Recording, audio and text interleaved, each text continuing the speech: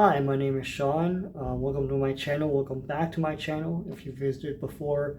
I talk about, lately I've been talking mostly about comics, but I talk about all sorts of things, retro nostalgia, and I'm in an undisclosed location right now. Uh, I realize I never did a review of Masters of the Universe Revelation, which was the 2021 Kevin Smith He-Man show produced by Ted Biaselli for Netflix. And I say this on the eve of the sequel series, Masters of the Universe Revolution. God.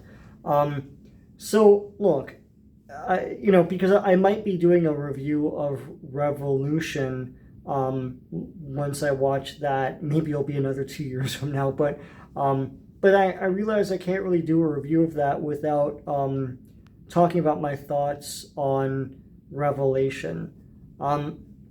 Look, we all know the controversy. He-Man's barely in it. Kevin Smith baited the audience, well, at least the marketing people at Netflix did, with trailers that had He-Man all over it, suggesting a great He-Man adventure in action, maybe an epic quest of some sort. And instead, that's not what we got. He-Man sidelined for most of it, and unlikable characters. I'll get to that. You take the front seat there. And then Kevin Smith went on a tirade about how he grew the characters up. I realize this happens with a lot of these people that try to break down and deconstruct all these franchises. Like it happened with Batman vs. Superman. It's like those aren't grown-up characters. The characters are written in a very childlike view of emotion, etc. And I'll get to that too with Revelation.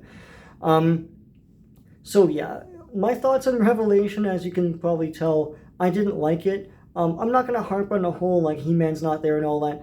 That's one of the points, but that's not the main point. And I know that there's some damage control going on right now with Ted Biaselli saying that He-Man's in, like a lot. He doesn't even say all the episodes, like 3.5 or 4 episodes or something. I don't know what he's talking about.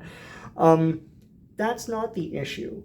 The issue with Revelation was that it was poorly written, a lot of contrived hot takes that motivate the characters rather than organic belief systems in the characters. The characters aren't real characters. They're at the whim of whatever the writer's room hot take was that day.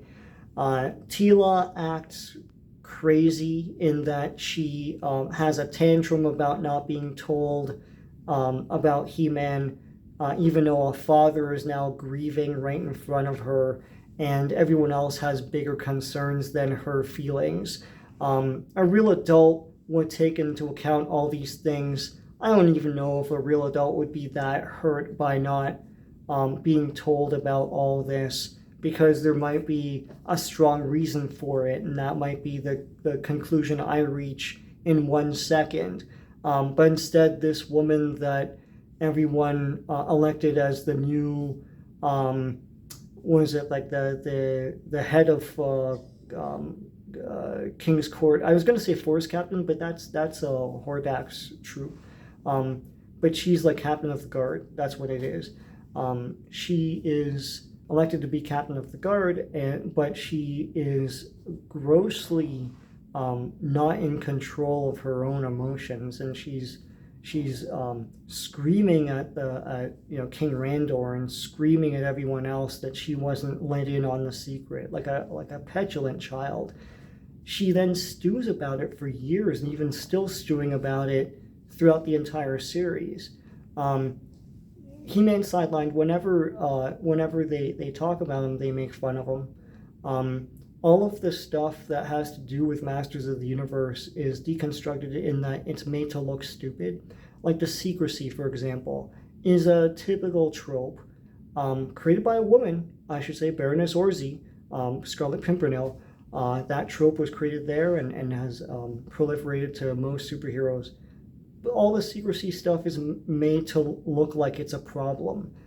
They go out of their way to make it look like it's a big problem that they keep it a secret, that Prince Adam as He-Man, rather than it probably serving, an important purpose to protect everybody. And that's another thing. Prince Adam He-Man just saved the universe and sacrificed himself, which is a lot more than Teela can do, and Teela's still mad. And the other thing too is Castle Grayskull. And you can tell that Kevin Smith thinks Castle Grayskull is stupid. There was a comic book tie-in, and I read some of the comic series, and Teela has a tantrum in that she is fed up with, she doesn't know why they risk their lives and fight so much to protect this old, like, cruddy building and blah, blah, blah, right? And then she has a tantrum in the beginning of Revelation. But you could tell that Kevin Smith thinks a lot of the tropes of this, of Masters of the Universe, is stupid. And so he says that, hey, like, Castle Grayskull is really this, like, palatial, awesome, looking building, and it goes against sword and sorcery tropes.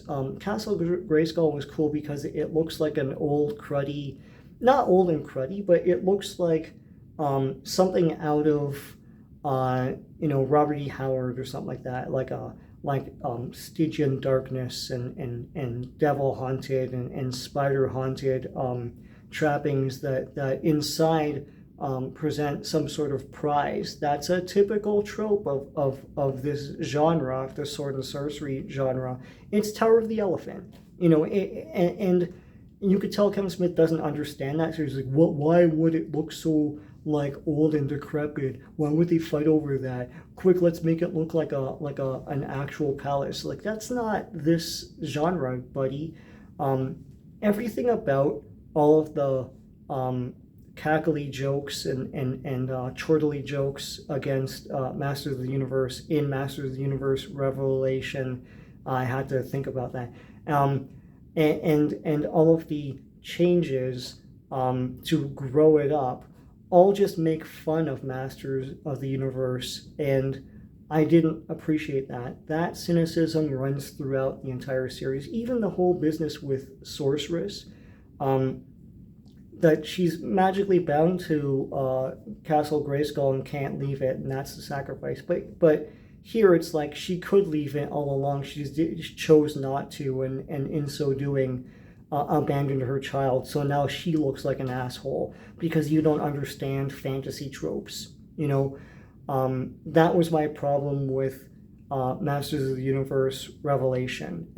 It's written by people that don't understand and are confused by the genre, don't know how to have fun with the fantasy sword and sorcery thing.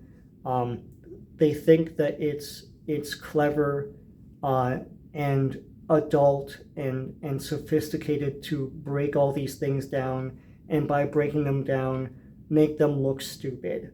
And that's what Revelation was. I don't begrudge people for liking it. I think this is for people who dimly recall Masters of the Universe when they were kids and aren't following it now because there's media and stuff now. So it's not fresh in their mind. So that when they watch it's like, oh yeah, clever twist on the concept, but like I could see it for what it is.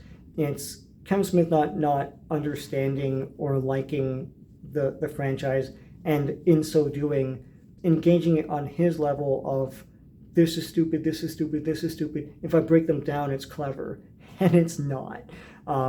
It just makes all the characters look bad, and disengages me from what I'm watching. I'm not connected to any of this anymore. All the characters just doing stuff through a cynical writer's gaze.